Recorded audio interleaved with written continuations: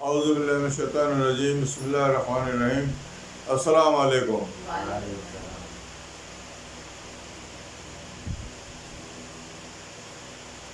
نحمدہ و نصلی علیہ ورسولہ الکریم۔ میرے پیارے بزرگوں ساتھیوں، اللہ کا بڑا احسان ہے کہ اللہ تعالیٰ نے ہم کو مسلمان پیدا کیا اور قرآن کی تعلیم فرمائی اور ہمیں دین کو سمجھنے کی اور سمجھانے کی توفیق عطا فرمائی۔ اور اللہ تعالیٰ نے جس مقصد سے ہم کو پیدا کیا ہے کہ جو دین اللہ کا ہم تک پہنچے وہ دوسروں تک پہنچانا ہماری زندگی کا اصل مقصد ہے، اور اللہ کا فضل و کرم سے ہم سب اس مقصد کو پورا کر رہے ہیں، جہاں تک ہو سکتا ہے کوشش کر رہے ہیں۔ ہم سب دین سیکھ رہے ہیں اور دوسروں کو سکھانے کی کوشش بھی کر رہے ہیں، تاکہ اللہ تعالیٰ سے دعا ہے کہ اللہ ہمیں ہماری اس کوشش میں کامیابی نصیب فرمائے۔ تو آج اس دین کو جو خدمات اللہ تعالیٰ نے ہمارے ذمہ دی ہیں اس کو پورا کرنے کے لیے جس طرح سے ہم نے قرآن کو سمجھنے کا سلسلہ شروع کیا ہوا ہے، تو آج جو ہے سورہ بقرہ کا رکوع نمبر 6 ہم لوگ مطالعہ کریں گے۔ اور رکوع نمبر 6 کے مطالعے سے پہلے پچھلے رکوع کے اندر رکوع نمبر 5 کے اندر ہم یہ سمجھ چکے ہیں، اللہ نے پہلی آیت کے اندر ہی یہ کہا تھا کہ لوگوں، میں نے جو تم پر احسانات کیے ہیں انہیں یاد کرو۔ کل بھی یہ کہا تھا پچھلی آیت کے اندر، پہلے رکوع کے اندر، اور تم اپنے وعدے پورے کرو، میں اپنا وعدہ پورا کروں گا۔ آج بھی پہلی آیت یہی ہے کہ اے لوگوں، اے اولاد یعقوب، اے یعقوب کی اولاد، میرے وہ احسان یاد کرو جو میں نے تم پر کیے ہیں۔ آج بھی پہلی آیت یہی ہے، مگر آج جب کل ہم نے رکوع پڑھا تھا رکوع نمبر 5، تو اس میں کسی وعدے کی، کسی احسان کی تفصیل نہیں تھی۔ آج اللہ تعالیٰ ایک ایک احسان جو ان بنی اسرائیل کے اوپر کیے اللہ تعالیٰ نے، وہ گن گن کر بتا رہا ہے کہ میں نے یہ احسان کیا، یہ احسان کیا، یہ احسان کیا، یہ احسان کیا۔ ہر آیت کے اندر ایک احسان اللہ تعالیٰ بیان فرما رہا ہے، اس کی تفصیل آج ہم پڑھ رہے ہیں۔ تو یہاں پہلی آیت کے اندر اللہ تعالیٰ فرماتا ہے کہ یاد کرو جو میں نے تم پر احسانات کیے تھے۔ سب سے پہلے یہ کہ میں نے تم کو جہان کے لوگوں پر فضیلت بخشی تھی۔ جب یہ اپنے دور میں بنی اسرائیل، پچھلے ان کے باپ دادوں کی بات ہو رہی ہے، آج جو بنی اسرائیل وہ نہیں، ان کے باپ دادوں کے لیے بات ہو رہی ہے کہ تمہارے باپ داداؤں کو ہم نے اس دور میں جتنی لوگ رہتے تھے دنیا میں، ان میں سب سے زیادہ معتبر، شریف، اچھے اور اللہ کے چاہنے والے لوگوں میں ہم نے تمہارے کو فضیلت عطا فرمائی تھی کہ تم میرے سب سے قریب دوست ہو۔ اللہ نے ان کو اپنا دوست قرار دیا تھا، اس لیے کہ یہ نیک کام کرتے تھے، عبادتیں کرتے تھے، اللہ کی ہر وقت عبادت میں لگے رہتے تھے۔ تو اللہ نے کہا کہ میں نے تم کو تمام قوموں کے اوپر فضیلت عطا فرمائی تھی۔ ایک احسان تو یہ ہو گیا، مگر یہاں اللہ تعالیٰ یہ کہہ رہا ہے کہ میں نے تم کو فضیلت تو دی، مگر تم نے اس کو نبھایا نہیں صحیح طرح سے، تم عبادت کرنے والوں میں سے رہے نہیں، تو پھر میں نے تمہارا رتبہ کم کر دیا۔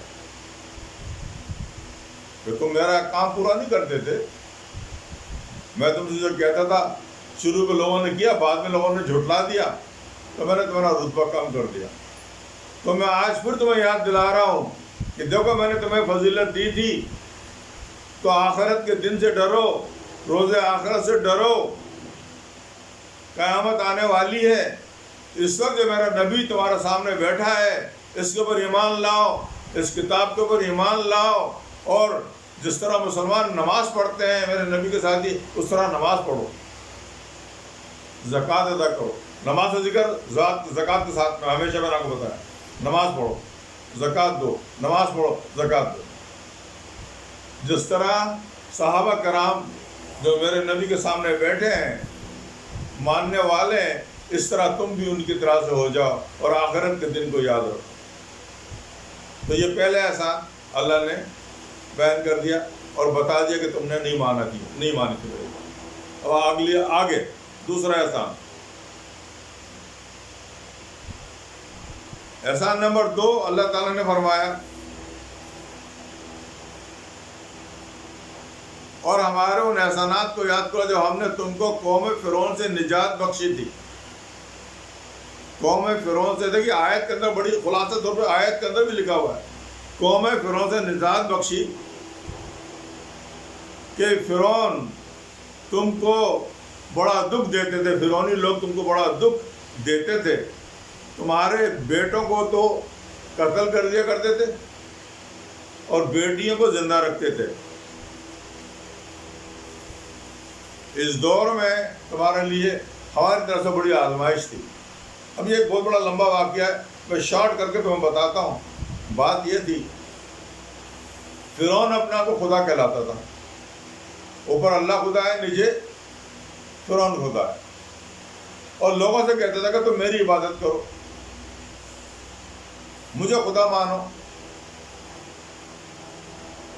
تو اور بنی اسرائیل کی قوم جو اولاد یعقوب تھی یہ بھی وہاں رہتی تھی، تو یہ پہلے خدا کو ماننے والے تھے۔ تو یہ ظلم کرنے کے لیے، ان کو یہ بتانے کے لیے کہ تمہارا خدا کچھ بھی نہیں ہے، میں ہی سب کچھ ہوں، تو اس قوم کے لوگوں کو نہ تو کوئی اچھی نوکری دیتے تھے، اور اگر کہیں وہ نوکری کرتے تو اچھی تنخواہ نہیں ملتی تھی، اور ان سے مزدوری کا کام لیتے تھے۔ ان کو کہیں آفیسر کی نوکری نہیں ملتی تھی، آفس کے اندر آفیسر نہیں بن سکتا تھا کوئی بنی اسرائیل۔ کیا کام ملتا تھا؟ کھڈے کھودنا، مکان بنانا، مزدوری کرنا۔ فرعون کے دور میں یہ کام کس کو ملتا تھا؟ بنی اسرائیل کو۔ بنی اسرائیل غریب اور ناتواں قوم کہلاتی تھی، اور ایک عرصہ گزر گیا، بنی اسرائیل کی قوم کے اندر یہ اتنا ظلم کیا کرتا تھا، اس لیے کہ یہ بنی اسرائیل کے خدا کو اپنے سے کمزور ثابت کرنا چاہتا تھا کہ دیکھو میں اتنا ظلم کر رہا ہوں، تمہارا خدا کیا کر رہا ہے، میرا کچھ بھی نہیں کر سکتا۔ سمجھ رہے ہو؟ یہ بتانے کے لیے وہ ایسا کرتا تھا۔ اچھا، ہر بادشاہت کے اندر ایسا ہوتا ہے کہ وہاں نجومی لوگ بہت ہوتے ہیں۔ بادشاہ لوگ جب کوئی کام کرنے جاتے ہیں نا، تب اپنے نجومی سے پہلے پوچھتے ہیں کہ بھائی میں فلانا کام کروں، فائدہ ہوگا یا نقصان ہوگا۔ تو ایک دن ایسی محفل لگی ہوئی تھی، اس نے اپنے ایک نجومی نے کہا کہ ارے صاحب، فرعون صاحب، ہمارے خدا فرعون آپ کے اوپر تو ایک آفت آنے والی ہے۔ اس نے کہا کیا؟ کہلا بات یہ ہے کہ یہ جو بنی اسرائیل قوم جس کو آپ نے مزدور بنا رکھا ہے، اس میں ایک بچہ پیدا ہونے والا ہے، لڑکا، اور وہ لڑکا تمہاری حکومت چھین لے گا، پھر تم بادشاہ نہیں رہو گے، پھر وہ لڑکا بادشاہ ہو جائے گا، اور وہ بنی اسرائیل میں پیدا ہوگا۔ اب تو گھبرا گیا، اس نے کہا کیا کریں؟ تو نجومی نے مشورہ دیا کہ بھائی بس یہ کرنا کیا ہے کہ گھر میں جو بھی لڑکا پیدا ہو مار دو۔ تو پھر انہوں نے کہا بالکل صحیح بات ہے یار، اب میں ایسے ہی کرتا ہوں۔ اس نے تمام اپنے آرمی کے لوگوں کو بلایا، فوجی کو بلایا، اور بولا جاؤ بنی اسرائیل کے محلوں میں پھیل جاؤ، جس عورت کے گھر میں بچہ پیدا ہو، لڑکی ہو تو چھوڑ دینا، اگر لڑکا پیدا ہو تو جان سے مادر کو مار کے کچرے میں پھینک دینا۔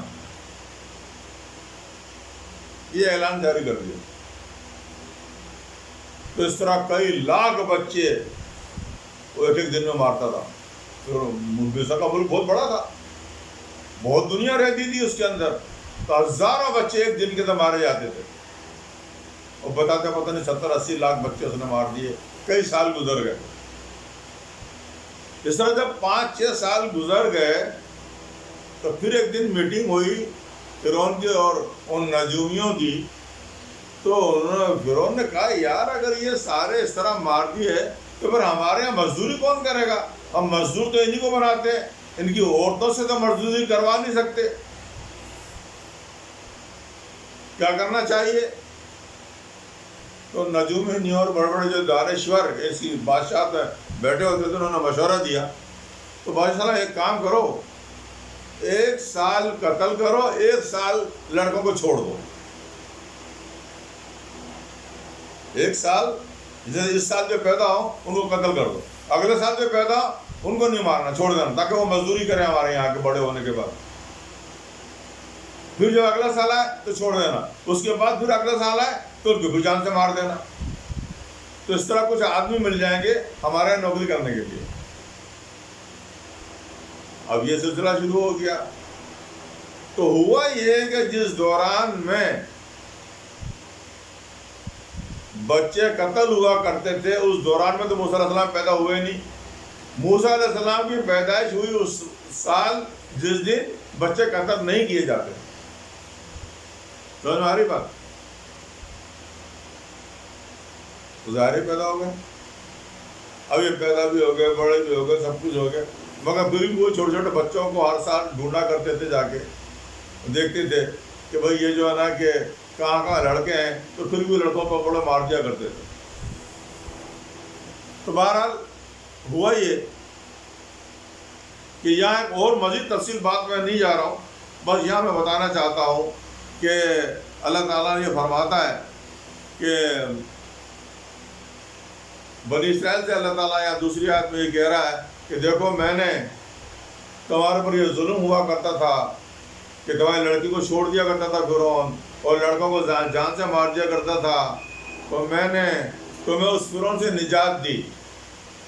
احسان جتا رہا ہے اللہ تعالیٰ بنی اسرائیل کو. کہ وہ تفصیل دوسری ہے, میں وہ بیان نہیں کر رہا ہوں. یہاں جو قرآن کہہ رہا ہے, یہاں جو ہم پڑھ رہے ہیں سورہ بقرہ کا آیت رکو نمبر 6 جو پڑھ رہے ہیں, میں صرف وہ آیت بیان کر رہا ہوں. یہاں اللہ تعالیٰ کہہ رہا ہے کہ میں نے فرعون سے نجات دے دی تمہیں. کتنا بڑا احسان تھا. تو تمہیں کیا چاہیے کہ اللہ کی عبادت کرو. تم پھر بھی اللہ کو نہیں مانتے, اللہ کی عبادت نہیں کرتے. اس بات سے بڑا ناراض. تو یہ احسان نمبر 2 ہو گیا. اب احسان نمبر 3 کیا ذرا بتانا.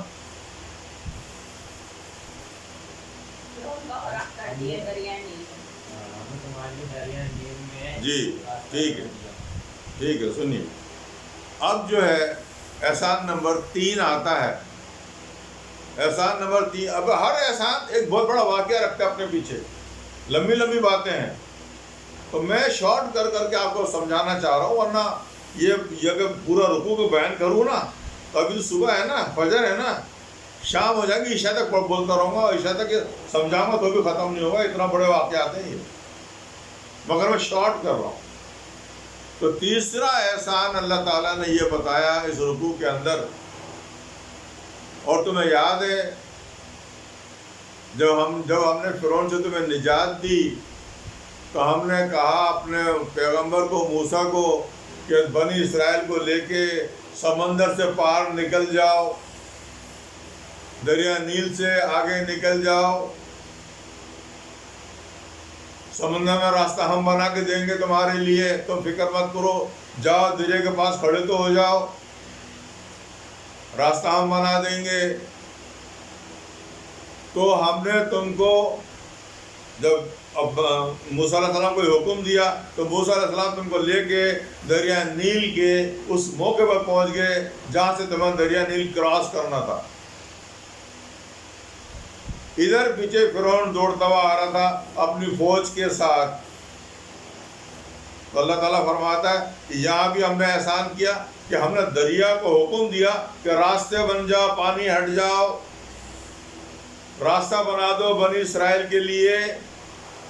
تو میں نے تم کو میرے موسیٰ علیہ السلام کے ساتھ تم پوری قوم کو راستہ بنوا دیا, پانی ہٹ گیا, رک گیا, اور تم سورہ دریا نیل کراس کر گئے،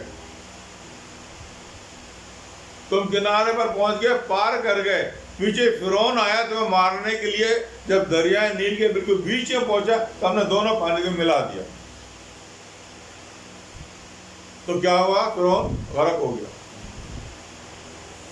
تو اس طرح ہم نے فرعون کو غرق کیا اور تمہیں نجات دی، یہ ہمارا تیسرا احسان۔ تو تمہیں کیا چاہیے؟ اللہ کی عبادت کرو، اللہ کا شکر مناؤ۔ احسان جب کرتا ہے اللہ تعالیٰ تو شکر منانے کا ہے نا آرڈر ہمارے کو، کہ ہم ہر مصیبت سے جب بھی نجات پائیں اللہ کا شکر منائیں، اللہ کی عبادت کریں۔ تو یہ تیسرا احسان۔ اب آگے بڑھتے ہیں، آگے ہم بڑھتے ہیں، اس ویڈیو کو ہم یہاں ختم کرتے ہیں اور دوسری ویڈیو کے اندر ہم اگلے احسانات کا ذکر کرتے ہیں تاکہ رکوع ختم ہو جائے۔ تو رکوع نمبر 6 کی آدھا رکوع ہم نے یہاں بیان کر دیا، اب آدھا رکوع دوسری ویڈیو کے اندر ہم بیان کریں گے، ٹھیک ہے؟ تو اب آگے ویڈیو تیار ہو رہی ہے۔